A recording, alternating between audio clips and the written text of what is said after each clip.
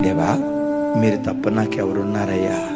నా దిక్కు నీవే కదా, నా ఆధారం నీవే కదా.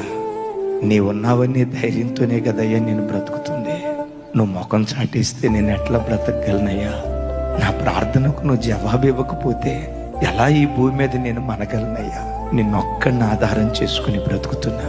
నా ధైర్యమైన, నా నిరీక్షణైన, నా బలమైన, నాకుంటూ నా బ్రతుకులో ఒక విశ్వాసమైన అది మీరు ఒక్కళ్ళే యేసయ్యా. మీరు ముఖం చాటిస్తే నేను తట్టుకోలేనయ్యా, నేను తట్టుకోలేను. నేను నమ్ముకుని నిన్ను ఆధారం చేసుకుని బ్రతుకుతున్న వాడినయ్యా.